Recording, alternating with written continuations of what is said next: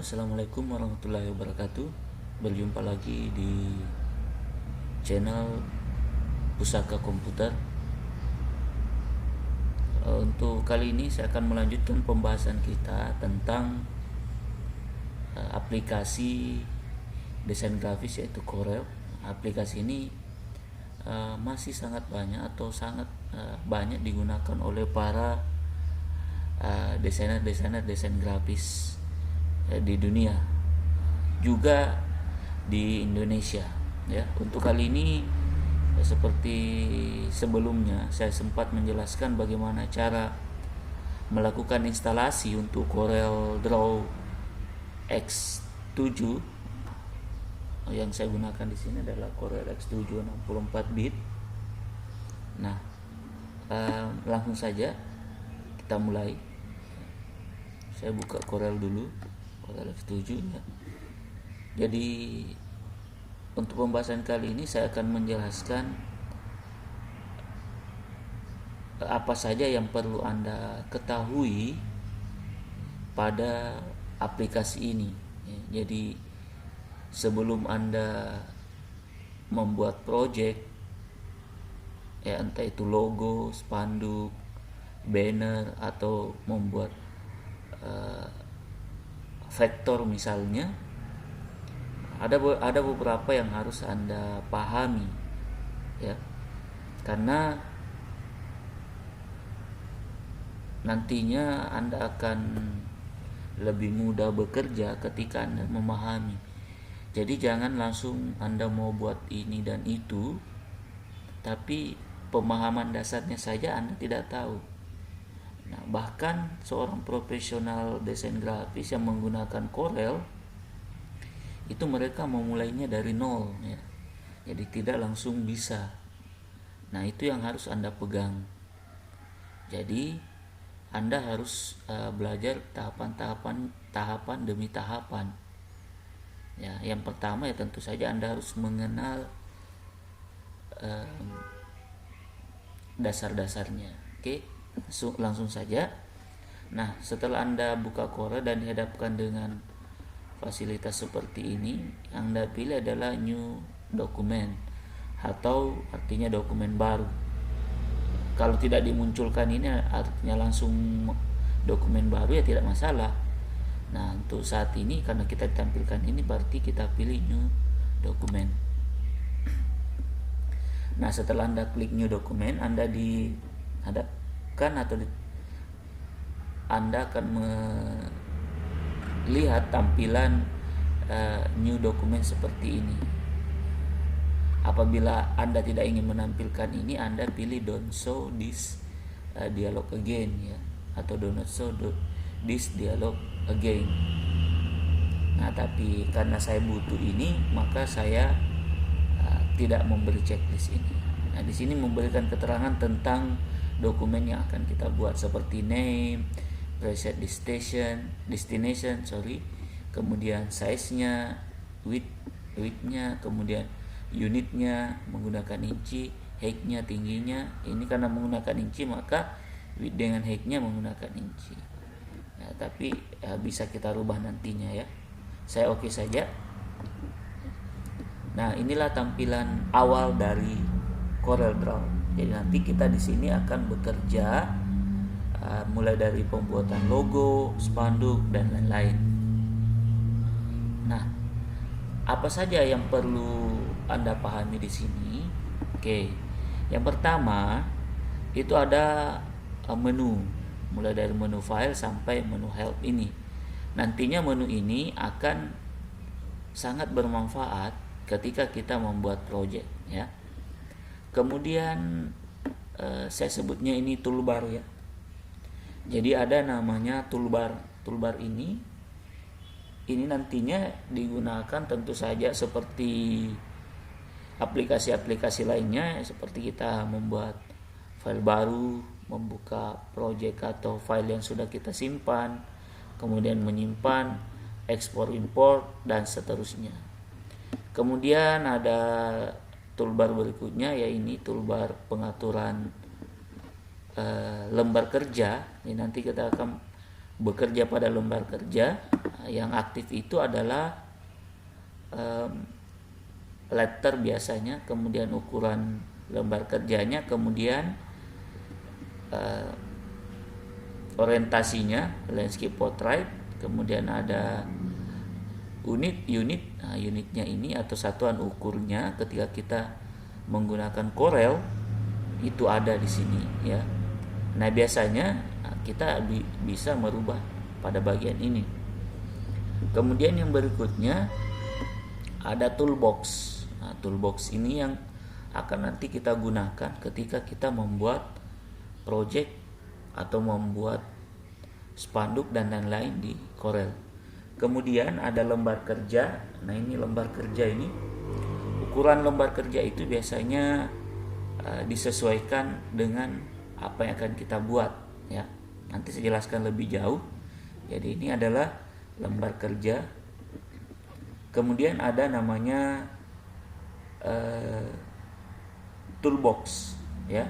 Jadi ini disebut toolbox. Mohon maaf, ini disebut color box ya. Nah, ini yang toolboxnya tadi, ini yang disebut color box. Jadi color box ini fungsinya untuk memberikan warna pada objek nantinya yang kita buat. Nah, untuk color box sendiri sebenarnya ada banyak, cuman yang ditampilkan yang default saja ya. Untuk menampilkan color box lainnya itu bisa kita klik window, kemudian ada sini ya di bagian color palette namanya ya. Jadi color palette, jadi saya ulang kembali, menu window kemudian color palette. Nah, di color palette ini ada beberapa jenis color ya. Yang aktif itu adalah default palette. Sebenarnya ada CMYK, ada RGB dan seterusnya. Sebagai contoh saya pakai CMYK, saya klik ya. Maka color boxnya muncul seperti ini. Nah, saya pilih yang lain lagi, misalnya color Pantone ya. Pantone. Nah, ini dia. Nah, ini ya. Jadi banyak sebenarnya di menu window kemudian color. Oke. Nah, itu tentang yang harus sedikit yang harus Anda pahami sebelum Anda belajar di Corel. Oke. Nah, berikutnya apalagi yang harus Anda ketahui sebelum Anda membuat project di Corel. Nah, yang pertama atau yang harus juga Anda pahami adalah merubah unit ini. Ya, kalau saya biasanya sebelum bekerja atau sebelum membuat logo atau apapun itu di Corel, saya biasanya merubah unit pertama ya. Karena untuk standar Indonesia atau menurut saya pribadi, saya belum terbiasa menggunakan inci, maka saya berubah dulu. Jadi saya belum bekerja, saya belum membuat objek, tapi saya harus rubah dulu ini yang pertama. Jadi saya rubah, jadi untuk kegunaannya supaya kita lebih mudah nanti mengetahui ukuran-ukuran yang akan kita gunakan pada objek yang kita buat. Nah, di sini sebenarnya terserah Anda mau pilih yang mana, mau pilih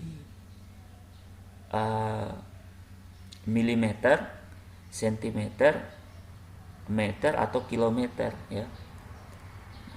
Kenapa ada kilometer di sini? Karena biasanya di spanduk itu bisa saja sampai berapa ratus meter atau bahkan mungkin saja bisa sampai 1 kilo ya. Nah, kalau saya biasanya menggunakan sentimeter ya atau meter ya. Jadi boleh menggunakan meter atau sentimeter. Nah, biasanya kalau ukuran logo ya pakai senti, kalau ukuran spanduk ya bisa pakai meter. Tapi kalau saya ambil tengah-tengahnya itu menggunakan sentimeter ya, di sini. Nah, setelah itu tentukan ukuran lembar kerja yang akan kita gunakan. Nah, di sini yang active letter dengan ukuran width-nya atau lebarnya 21,59 dan tingginya 27. Nah, kalau Anda merasa ingin merubahnya atau misalnya tidak sesuai dengan proyek Anda bisa rubah di sini. Nah, di bagian ini. Pada bagian ini ya.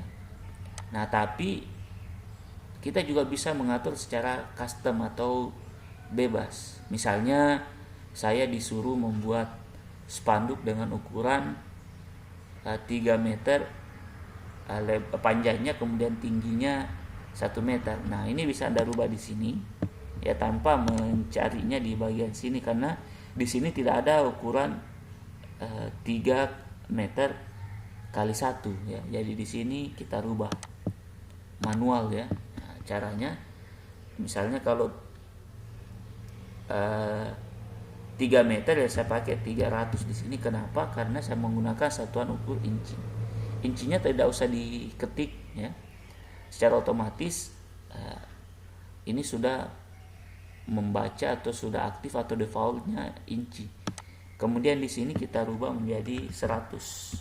Nah, jadi 300 dan di sini 100. Kenapa? Sekali lagi saya menggunakan senti. Artinya 1 meter itu kan 100 cm ya. Jadi kalau saya mau 3 meter berarti 300 cm. Oke, kalau sudah kita enter ya. Di sini Anda enter. Nah, lembar kerjanya di mana? Lembar kerjanya ini menghilang ya. Sebenarnya bukan menghilang sebenarnya, karena ukurannya sudah dirubah tadi secara otomatis ya. Ini kan ada 3 meter, artinya lebih panjang lagi ya. Sementara layar kita tidak mampu menampung itu. Nah, kalau kalau hilang seperti itu atau tidak ditampilkan seperti itu, nah kita bisa menggunakan shift ditambah F4 ya, atau untuk mengaktifkan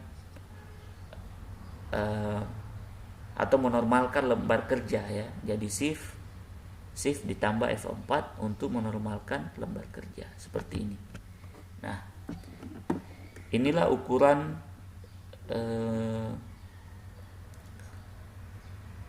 ukurannya 300 cm atau 1 meter dan tingginya 100 cm atau 1 meter. Nah, kita bisa bekerja pada lembar kerja ini. Ini ukurannya. Nah, di sini secara otomatis dia custom. Custom itu artinya bebas ya. Oke. Nah, seperti itu ketika Anda ingin mengatur lembar kerja. Nah, kemudian saya lanjut ke bagian penggunaan toolbox. Mungkin saja saya tidak menjelaskan semua toolbox yang ada di sini. Saya menjelaskan yang sering saja saya gunakan ya. Nah, yang pertama adalah ini ya. Gambar pointer ini. Yang pertama itu adalah pick tool. Pick tool itu digunakan untuk menyeleksi objek ya. Jadi nanti pick tool ini sangat membantu ketika kita ingin menyeleksi atau memilih objek yang kita ingin atur ya. Misalnya saya buat lingkaran. Saya buat lingkaran seperti ini, kemudian saya buat poligon seperti ini. Kemudian saya buat kotak seperti ini. Nah, untuk memudahkan saya menyeleksi objek yang saya buat ini, maka disinilah fungsi dari pick tool. Nah, semisal saya klik ya, karena agak susah kalau misalnya yang aktif sekarang ini adalah rectangle atau membuat persegi atau kotak. Ketika saya mau milih ini, misalnya saya mau beri warna pada lingkaran ini, agak susah kalau saya tidak aktifkan pick tool. Jadi untuk memudahkan saya menyeleksi, saya klik pick tool seperti ini. Nah ini, nah dilihat saya klik, ini mudah ya ketika saya pilih ini. Misalnya saya pilih polygon, saya beri warna misalnya biru, kemudian klik, saya berikan warna merah semisal. Kalau yang ini misalnya saya kasih warna kuning, seperti ini. Maka lebih mudah ketika saya menggunakan pick tool. Begitu pula ketika saya ingin mengangkat atau memindahkan secara manual. Jadi sisa saya klik, saya geser, klik, geser seperti ini. Lebih mudah ya, karena saya menggunakan pick tool. Jadi untuk menyeleksi ya. Jadi menyeleksi itu seperti ini juga bisa menyeleksi semua ya. Jadi kalau menyeleksi satu-satu, sisa kita klik seperti ini. Kalau menyeleksi semua, bisa Anda klik tahan sampai objeknya masuk pada area yang kita seleksi seperti ini. Oke. Nah, berikutnya sebenarnya di sini ada beberapa pilihan di sini. Ada pick tool, free hand pick, kemudian free transform. Nah, tapi yang saya jelaskan dulu untuk awal ini adalah pick tool saja. Kemudian saya melangkah ke berikutnya, toolbox yang berikutnya yaitu shape tool ya. Anda bisa menggunakan F10 untuk mengaktifkan shape tool ini. Pada bagian shape tool ini ada beberapa pilihan ya. Mungkin ada yang tidak asing dengan pilihan ini kalau Anda belajar Photoshop ya, ada seperti ini. Shape tool ini kalau menurut saya ini shape tool ini fungsinya digunakan untuk mengedit objek atau merubah objek yang kita inginkan ya. Biasa juga digunakan untuk mengatur, maaf ini ada pesan ya, digunakan untuk mengatur atau merubah-rubah gambar vektor ya. Nah, jadi digunakan untuk merubah bentuk dari suatu gambar vektor atau gambar atau objek ya. Nah, kegunaannya sebenarnya cukup mudah. Yang pertama adalah aktifkan vektor atau gambar atau objek yang akan kita rubah. Semisal saya mau rubah ini polygon, saya pilih shape tool atau bisa menggunakan F10 ya. Jadi nanti di sini ada banyak. Yang saya jelaskan untuk sementara adalah shape tool ini. Saya klik. Nah, secara otomatis objek yang diseleksi tadi itu akan berubah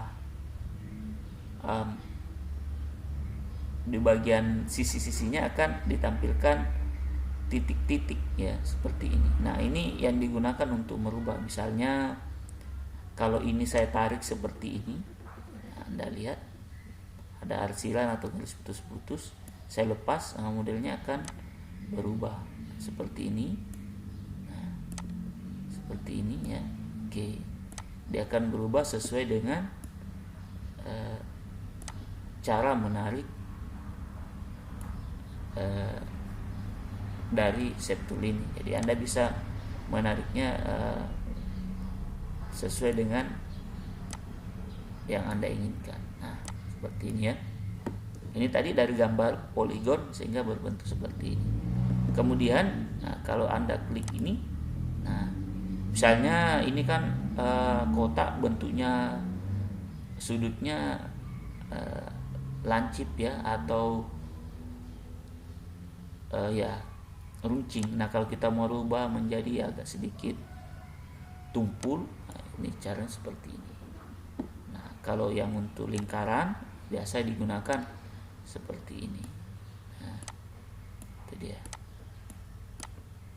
Oke, itu salah satu penggunaan dari shape tool ini.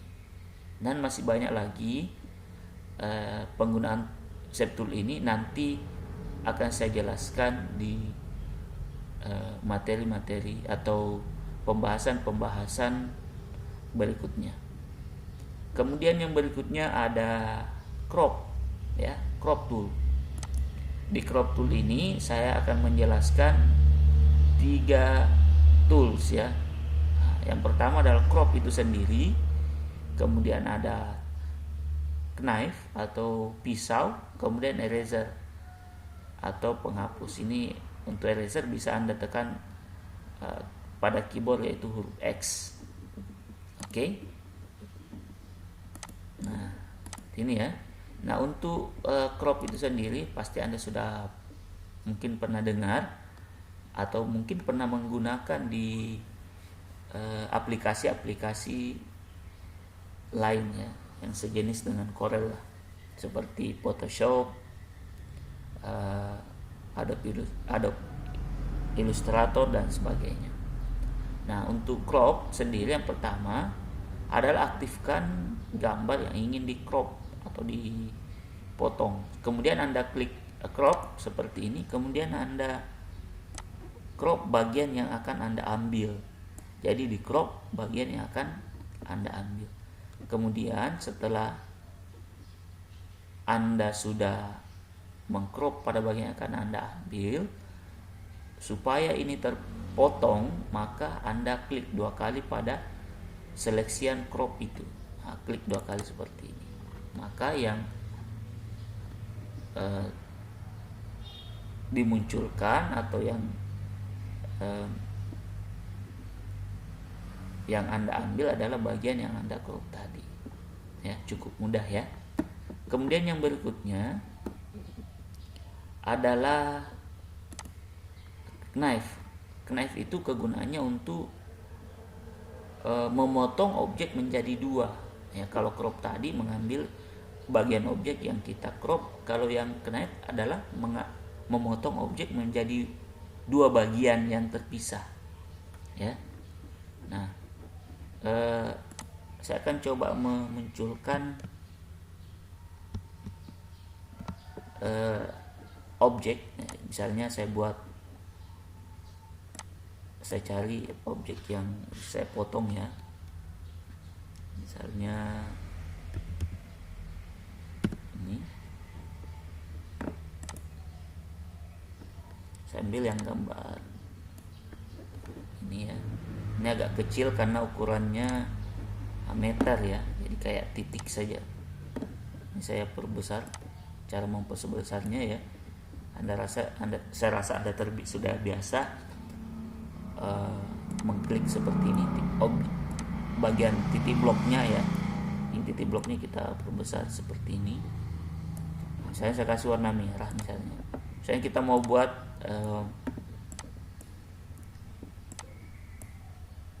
objek ini menjadi 2 bagian ya. Ini saya akan potong menggunakan knife. Nah, caranya klik knife-nya, nah, kemudian arahkan pada objek akan kita potong. Oke, saya perbesar dulu.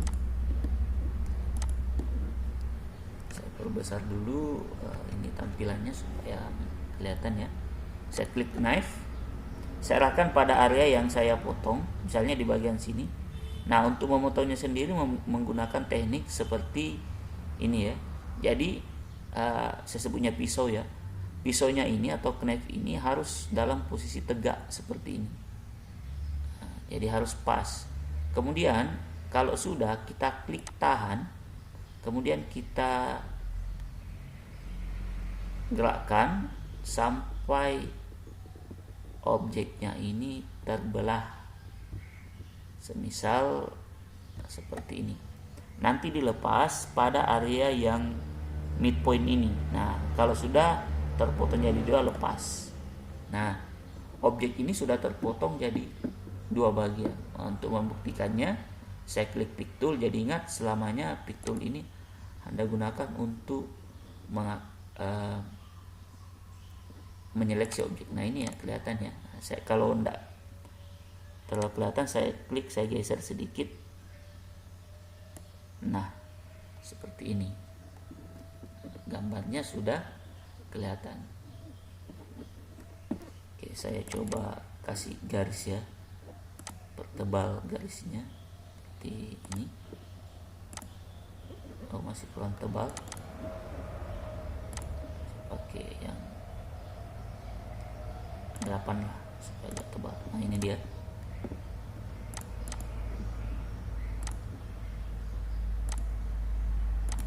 Nah, seperti ini. Nah, saya shift F4 untuk menormalkan lembar kerja. Nah, ini dia hasilnya seperti ini. Jadi itu fungsi dari knife ya, atau pisau. Kemudian yang berikutnya ada namanya eraser. Kalau yang virtual segment delete ini saya belum jelaskan ya. Yang cukup yang mudah-mudah dulu. Kemudian ada eraser. Eraser kegunaannya untuk menghapus bagian yang kita inginkan. Bukan menghapus semua objek ya. Kalau menghapus semua objek, misalnya yang ini, anggap ini mau dihapus, nah kita delete saja, cukup pakai delete, tombol delete ya, nah, terhapus. Tapi bagaimana apabila ada bagian-bagian tertentu yang saya ingin hapus? Semisal di bagian ujung ini saya mau hapus, nah itu kita bisa menggunakan eraser ini. Caranya aktifkan dulu, kemudian klik panah kecil ini. Kalau bukan eraser yang aktif, klik, kemudian cari eraser. Nah, ini kita hapus ya. Kalau terlalu kecil, gunakan ini, zoom tool. Anda bisa menggunakan tombol X di keyboard, klik. Kalau terlalu kecil ya, Anda bisa klik seperti ini. Nah, kalau agak ini, Anda bisa klik tahan supaya besar seperti ini. Nah, ini. Kalau Anda mau hapus, kecil sedikit ya. Untuk memperkecil, untuk zoom tool, klik kanan seperti ini. Nah, jadi kalau mau diperbesar, klik kiri. Kalau mau diperkecil, klik kanan. Ini untuk zoom ya, kalau aktif zoomnya, atau ada di sinilah di toolbar ini. Nah, saya gunakan menghapus eraser. Nah, ini sudah aktif ya. Nih. Kalau Anda mau pakai kotak, nah ini. Kalau Anda mau pakai lingkaran ini, kalau diameternya terlalu kecil, maksudnya diameter penghapusnya terlalu kecil, Anda bisa rubah di sini. Nah, ya kan? Nah, oke, klik seperti ini. Nah, dia akan terhapus sesuai keinginan kita. Itu dia. Nah, cukup mudah seperti ini. Cukup mudah ya. Saya shift F4 kembali untuk menormalkan. Nah, itu dia. Nah, ini juga kalau kita mau hapus di bagian sini. Itu dia bagaimana mekanisme penggunaan eraser. Kemudian yang berikutnya zoom tool ini ya, saya rasa tadi sudah saya jelaskan ya. Zoom tool kegunaannya untuk mengatur, memperbesar dan memperkecil tampilan. Bagi saya zoom tool ini sangat berguna. Kenapa? Karena nantinya pada saat kita membuat project atau vektor atau apapun itu pada Corel, nanti ada bagian-bagian yang terlalu kecil untuk kita edit, maka kita bisa menggunakan zoom tool ini ya. Semisal kita mau perbesar ini, kita bisa mengklik, aktifkan zoom tool dulu, kemudian klik bagian Anda ingin perbesar. Kemudian untuk memperkecil, Anda bisa klik kanan seperti ini ya. Nah, kalau mau menormalkan lembar kerja, shift F4. Nah, seperti itu. Kemudian yang berikutnya ada pen. Pen ini untuk menggulung sebenarnya. Saya contohkan ya. Nah, gambar tangan ya, ini bisa untuk menggulung ini. Seperti ini ya. Oke. Nah, sebenarnya untuk pengaturan zoom tool ini ada juga yang biasa kita gunakan, menggunakan tombol keyboard ya. Yang pertama, sebenarnya untuk di Corel itu sangat jarang menggunakan menggulung-gulung seperti ini ya. Jadi kalau Anda ingin mengatur seperti ini, jangan digulung ya, karena ini lembar kerjanya bisa hilang nanti ya. Nah, sebagai contoh, kalau saya perkecil itu sebenarnya seperti ini ya, kecil sekali. Nah, jadi nanti bisa menggunakan perintah-perintah keyboard. Nah, perintah keyboard yang pertama untuk menormalkan lembar kerja, Anda bisa menekan tombol Shift F4 seperti ini. Nah, berikutnya bila Anda ingin memperbesar salah satu objek, misalnya saya mau memperbesar objek yang setengah lingkaran ini, caranya aktifkan dulu, kemudian Anda bisa menggunakan Shift F2, maka yang tampil satu layar full adalah yang terseleksi. Jadi apabila Anda ingin menampilkan objek yang terseleksi, Anda cukup menekan Shift ditambah F2. Contoh ya, saya ulang ini, kemudian Anda tekan Shift F2 di keyboard, maka yang tampil itu adalah yang terseleksi. Apabila ingin menampilkan semua objek, maka cukup Anda tekan F4 saja. Nah, berarti semua objek yang ada pada lembar kerja akan ditampilkan. Cukup mudah ya. Oke. Mungkin Anda sudah memahami dari sini. Jadi kalau Anda merasa belum terlalu paham, silakan diulang-ulang sampai bisa. Nah, untuk masalah menyimpan, membuka, dan membuat file baru, ini saya tidak jelaskan di sini karena caranya sama persis dengan aplikasi-aplikasi lainnya seperti Word, Excel, PowerPoint, atau yang lainnya. Jadi untuk manipulasi filenya itu semua mekanismenya sama. Oke, saya rasa cukup dulu pembahasan kali ini. Sampai jumpa di pembahasan berikutnya. Jadi apabila ini Anda rasa bermanfaat, silakan diulang-ulang, silakan di-share ya. Sekali lagi, untuk mencapai atau untuk mampu menjadi desain grafis profesional atau yang desain grafis unggul, maka Anda harus mulai dari awal. Oke, saya rasa cukup sekian dulu. Sampai jumpa di lain kesempatan. Assalamualaikum warahmatullahi wabarakatuh.